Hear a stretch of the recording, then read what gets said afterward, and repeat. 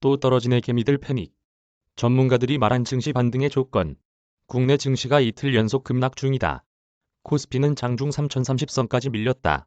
코스닥은 개장부터 천스닥이 붕괴됐다. 29일 오전 11시 31분 코스피는 전 거래일 대비 58.88포인트 하락한 3039.04에 거래되고 있다. 코스닥은 18.66포인트 내린 993.85를 기록 중이다. 증시 전문가들은 연이은 약세 원인으로 외부가 아닌 내부 요인인 기업 실적을 꼽았다.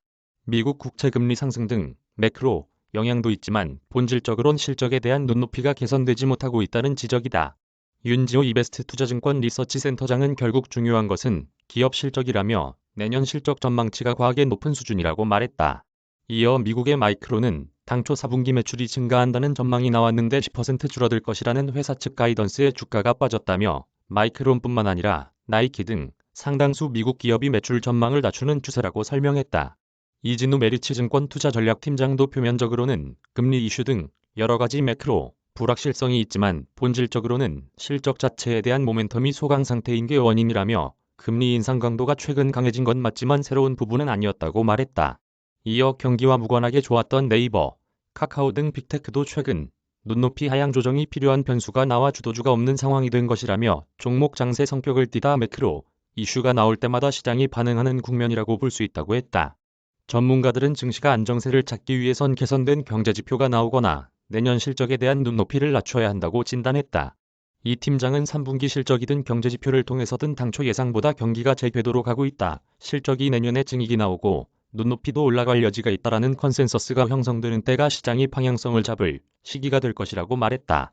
윤 센터장은 주가는 미래의 기대값인 만큼 실적이 생각보다 잘 나오면 올라간다며 충분한 기대값 조정이 있어야 주가가 돌아설 것이라고 말했다. 이어 눈여겨봐야 할 것은 오히려 실적 전망치가 안 좋은 곳이라며 리오프닝과 연관된 만큼 주목해야 한다고 덧붙였다. 조정 국면이 장기화할 것에 대비해 현금 비중을 높이라는 조언도 나왔다. 오태동 NH투자증권 리서치센터장은 코스피가 3200에서 3300까지 오른 것은 유동성 때문이라며 그러나 각국 중앙은행이 유동성 회수를 고민하면서 유동성에 의해 올라간 부분이 어느 정도 반납되고 있다고 설명했다. 이어 테이퍼링 시행 등을 고려하면 올해 연말이나 내년 초까지 조정 흐름이 이어질 것이라며 현금 비중을 높이는 게 가장 좋다고 조언했다. 그러면서 만약 주식에 투자한다면 3000포인트가 무너졌을 때 저가 매수를 하거나 연말 배당을 기대하고 배당주에 투자하는 등 보수적으로 접근해야 한다고 말했다. 김지성 기자 이메일 주소, 김근희 기자 이메일 주소, 강민수 기자 이메일 주소. 저작권자 돈이 보이는 리얼타임 뉴스 머니투데이. 무단전제 및 재배포 금지.